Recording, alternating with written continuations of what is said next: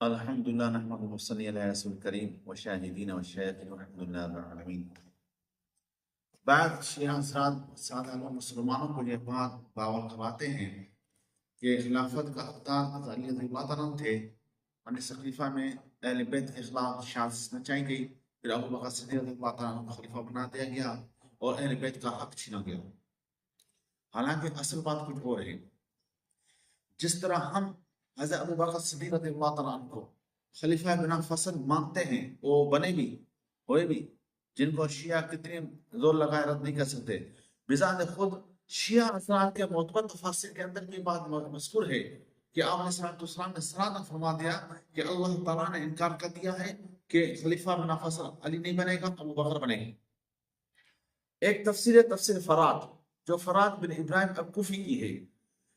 آیت مبارکہ لیس لک من الامر شیء، اس کی تفسیر میں امام باقر رحمہ اللہ علیہ سے روایت ہے کہ انہوں نے فرمایا کہ کسی نے پوچھا اس آیت مبارکہ کی تفسیر تو انہوں نے کہا ان رسول اللہ صلی اللہ علیہ وسلم حرص ان یکون الامر بامیر المؤمنین علیہ الصلوۃ والسلام من بعده فابى اللہ، یعنی آپ علیہ السلام کی تمنا تھی میرے بعد خلیفہ جو ہے بنا فصل علی بنے، فابى اللہ، بھی اللہ تعالیٰ نے انکار کر دیا، علی خلیفہ بنا فصل نہیں بنے گا.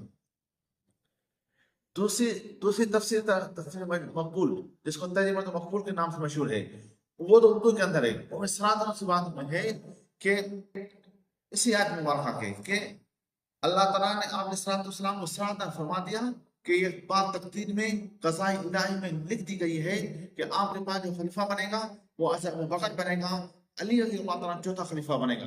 وَلَن تَجِدَ لِسُنَّةِ اللَّهِ تَبْدِيلًا، اللہ تعالیٰ کے طریقے میں جو تبدیلی نہیں آتی، یہ قضاء قدرت ہو چکا ہے. تیسری تفسیر آپ سنیں، تفسیر صافی.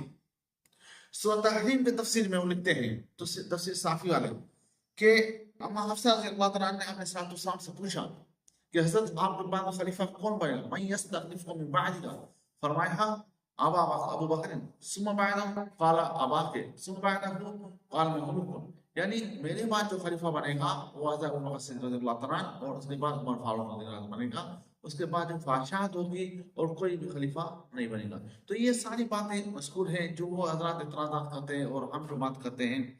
تو ہم تو ہمارا دعویٰ یہ ہے، ہمارا دعویٰ کا جو دلیل ہے وہ خود شیعہ حضرات کی کتابوں سے بھی موجود ہے.